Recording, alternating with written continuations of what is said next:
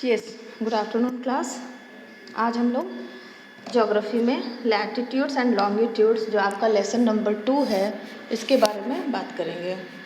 अब पहले तो हम लोग आज की डेट देख लेंगे। आज की डेट क्या है? आज की डेट है 8 अक्टूबर और 2020। ठीक है। अब उसके बाद जो हमारा चैप्टर आज का है जिसे हम डिस्क्राइब करने वाले हैं, बहुत इम्पॉर्टेंट चैप्टर है और ये आपका हमेशा के लिए काम आएगा, इसीलिए इसको थोड़ा सा ध्यान से आप लोग पढ़िएगा। लैटिट्यूड्स एंड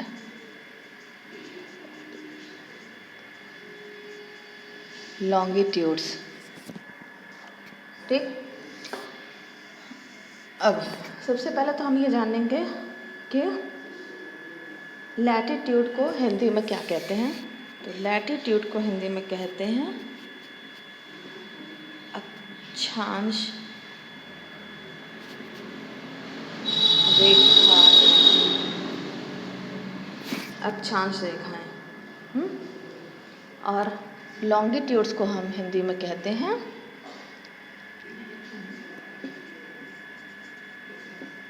देशांतर रेखाएं। क्लियर? तो अब इस तरह से आप लोगों को समझने में आसानी होगी। लैटिट्यूड्स मीन्स अक्षांश रेखाएं, लॉन्गिट्यूड्स मीन्स देशांतर रेखाएं। चलिए, अब उसके पहले इसको हम शुरू करें, इससे पहले हम अपनी धरती के बारे में भी जान लेते हैं थोड़ा सा। ठीक। पृथ्वी क्या है? पृथ्वी एक बड़ा आकाशीय पिंड है, विशाल आकाशीय पिंड है। इसमें बहुत सारी प्राकृतिक और मानव निर्मित आकृतियां हैं और बिना किसी भी पर्टिकुलर पॉइंट के, यानी कि जब तक कोई पॉइंट ये ना इंडिकेट करे कि हाँ ये चीज़ फलां इसका नाम है, तब तक आप उस जगह को खोज पाना मुश्किल होता है। जैसे हम लोग कहीं आते हैं, हम लोग क्या करते हैं, स्विगी पे ऑर्डर करते हैं या ऑनलाइन जितनी भी शॉपिंग करते हैं उसमें क्या करते हैं, हम उनको लैंडमार्क देते हैं ना कि हमारा घर फलां जगह के बगल में है। राइट। तो उससे क्या होता है, उनको ढूंढने में आसानी हो जाती है। जो भी होते हैं, जो डिलीवरी बॉयज़ होते हैं, उनको हमारा घर ढूंढने में आसानी होती है। तो उसी तरह से धरती पर कोई देश, कोई जगह, कोई भी नदी, समुद्र, पहाड़, जो भी दुनिया की कोई भी चीज़ जो धरती पे मौजूद है उसको खोजने के लिए पर्टिकुलर एक हम लैंडमार्क देते हैं और उस लैंडमार्क को हम इस लैटिट्यूड और लॉन्गिट्यूड लाइंस के सहायता से ही समझ पाते हैं। ठीक। अब आप लोग तो ये जानते ही हैं कि पृथ्वी जो है वो अपनी धुरी पर, अपनी अक्ष पर घूमती रहती है। मतलब ये सूर्य है, ठीक, इसके चारों तरफ पृथ्वी चक्कर तो लगाती ही लगाती है। हाँ, पृथ्वी इसके चारों तरफ चक्कर लगाती ही लगाती है, लेकिन सबसे खासियत क्या है किस बात की, कि पृथ्वी जो है वो अपनी जगह पर भी चक्कर लगाती है। ठीक है, अपनी जगह पर भी ये निरंतर घूमती रहती है। समझ में आया? तो अब हम धरती के बारे में बात करते हैं। ये तो बहुत छोटी सी चीज़ हुई, ऐसी चीज़ हुई कि जिसको सभी लोग, जब हम शुरू करते हैं पढ़ाई का, क्लास 3 से ही ये सब चीज़ें हम लोग को बता दिया जाता है। ठीक है। अब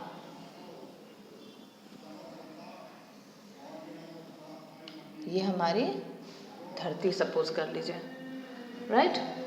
अब जो ये ऊपरी सिरा होता है और ये जो निचला सबसे लास्ट वाला सिरा होता है, इनको कहते हैं ध्रुव। क्या कहते हैं?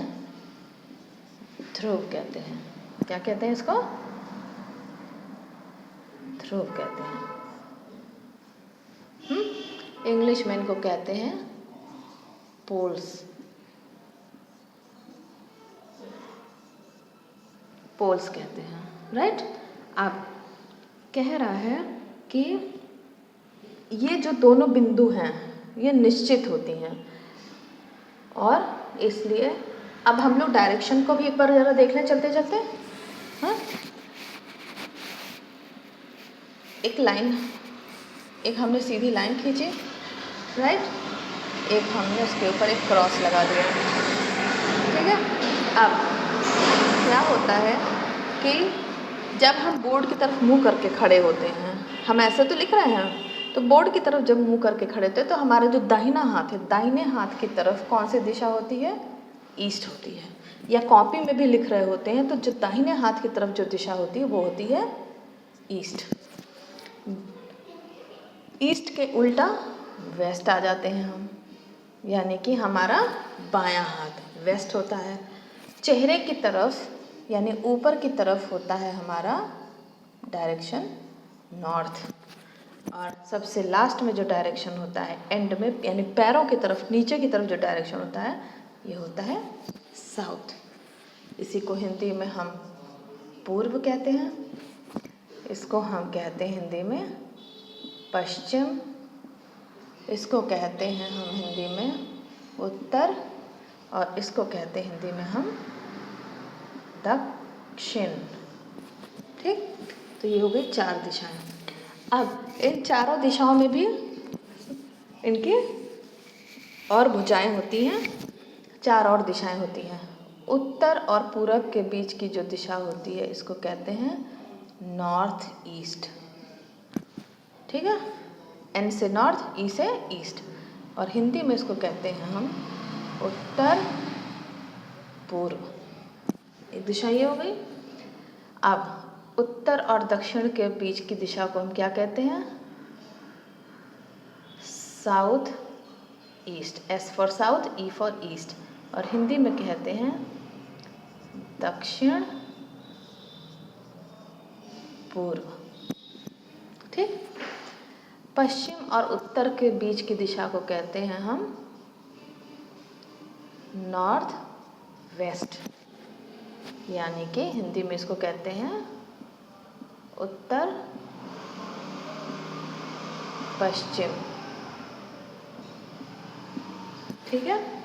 और वेस्ट और साउथ के बीच की दिशा को हम क्या कहेंगे? साउथ वेस्ट, यानी कि दक्षिण पश्चिम।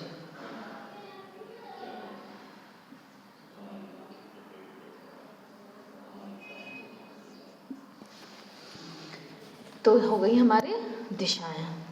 क्लियर हुआ? इस तरह से 8 दिशाएं, 4 मुख्य दिशाएं और उसकी 4 सहायक दिशाएं हो गई। तो टोटल हमारे पास कितनी दिशाएं होती हैं? 8। 2 और दिशा होती है, एक जो ऊपर की तरफ होती है 3D बेस में अगर हम देखें तो एक ऊपर की तरफ ऐसे आती है दिशा, ये ऐसे, ठीक। और एक दिशा जाती है नीचे की तरफ, जो इस शायद बोर्ड के पीछे अगर हमको दिखाना संभव होता तो हम दिखा देते, तो पीछे की तरफ एक जाती है। तो 10 दिशाएं होती हैं, लेकिन मेनली क्या है, हम इन 8 दिशाओं को ही लेकर के पढ़ते हैं क्योंकि हम 2D मोड में पढ़ रहे हैं, ठीक है। 3D मोड में जब पढ़ते हैं तो ऊपर और नीचे भी पढ़ते हैं, ठीक है। तो यहाँ फ़िलहाल उस ऊपर नीचे वाली दिशा का कोई काम नहीं है। तो ऊपर नीचे इन द सेंस कि आगे और ये बोर्ड के पीछे की तरफ 3D मोड में हो जाता। तो चलिए इस तरह, अभी तो ये दिशाएं क्लियर हो गई। अब आपको मैंने बताया कि ये ऊपर की तरफ जो होता है, जो दिशा है, इसको कहते हैं उत्तर दिशा, और नीचे की तरफ की दिशा को कहते हैं दक्षिण दिशा, ठीक है। दिख रहा है ना आप लोगों को? थोड़ा सा इंक हल्का हो गया है,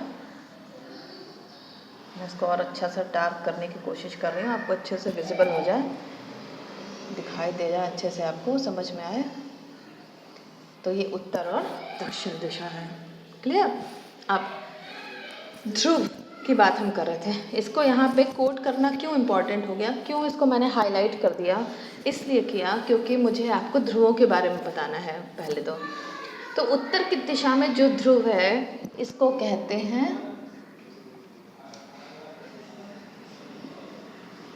उत्तरी ध्रुव, और क्या कहते हैं? उत्तरी ध्रुव। ज़्यादा दिन ना चलने से यही होता है। और नीचे की जो दिशा है इसको कहते हैं दक्षिणी ध्रुव, ठीक है। तो उत्तर की तरफ उत्तरी ध्रुव। एक बार मैं इसको फिर सही से लिखने की कोशिश करूँगी। आई विश कि लिख जाए लिख जाए लिख जाए।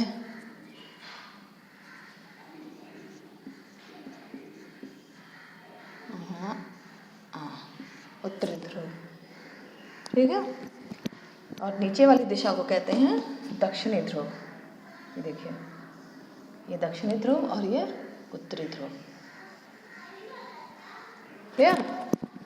अब तो इस तरह से दिशाओं के बेस पर हम जो है ध्रुवों का नाम किए। चूँकि ये निश्चित बिंदु है, मतलब इनको चेंज नहीं किया जा सकता, इसीलिए इनका नाम एज इट इज़ रहेगा जो है। उत्तरी ध्रुव ऊपर, दक्षिणी ध्रुव नीचे, ठीक।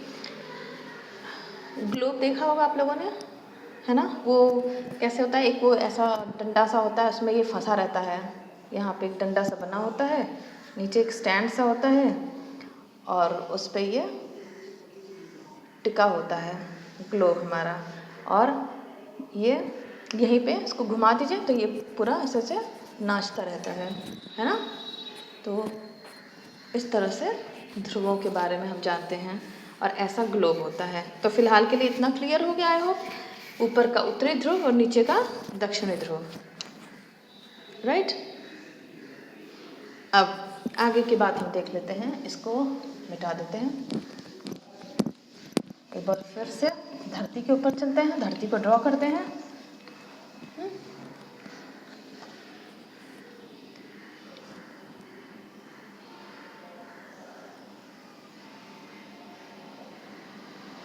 I'm struggling a lot with my pen.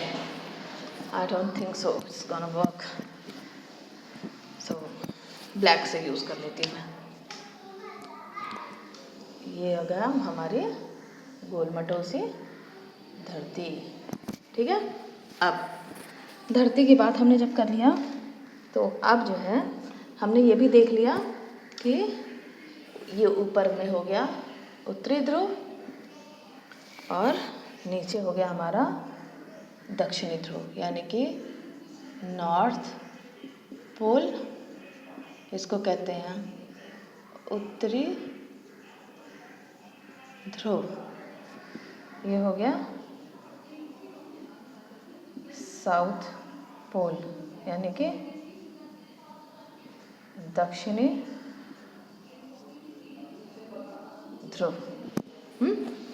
अब एक लाइन है जो इस गोले को 2 बराबर भागों में बांटती है, ठीक। चलिए ड्रॉ करते हैं इस लाइन को। ये देखिए, है ना, बांट दिया। इसको कहते हैं विषुवत रेखा, यानी कि इक्वेटर लाइन, ठीक है। इसको क्या कहते हैं? विषुवत रेखा कहते हैं, यानी कि इक्वेटर लाइन। अब बात करते हैं हम अक्षांश रेखाओं की। अक्षांश रेखाएं क्या होती हैं? ये ऐसी रेखाएं होती हैं जो पृथ्वी पर काल्पनिक रूप से खींची जाती हैं। ऐसा नहीं कि जहाँ पे आप बैठे हैं या जहाँ खड़े हैं या कहीं भी जा रहे हैं तो वहाँ पे रेखाएं नहीं हैं, हर जगह रेखाएं हैं। उसी के आधार पे तो हमें जीपीएस जो होता है या नेविगेशन जो हमारे मोबाइल में है, जो हमारी दिशाओं का पता लगा के देता है, वो किस वजह से लगाता है? उन्हीं रेखाओं की वजह से। कुछ रेखाएं सीधी आती हैं, कुछ रेखाएं ऐसे लेटी हुई जाती हैं, तो इन्हीं रेखाओं के बेस पे। लेकिन अगर आप धरती पर देखें तो क्या आपको रेखाएं दिखेंगी? नहीं दिखती हैं। क्यों? क्योंकि ये काल्पनिक रेखाएं हैं, इमेजिनरी लाइंस जिनको हम कहते हैं। इमेजिनरी लाइंस यानी काल्पनिक रेखाएं हैं जो हमें धरती पर दिखाई तो नहीं देती हैं, लेकिन वास्तविकता में वो होती हैं, ठीक है। अब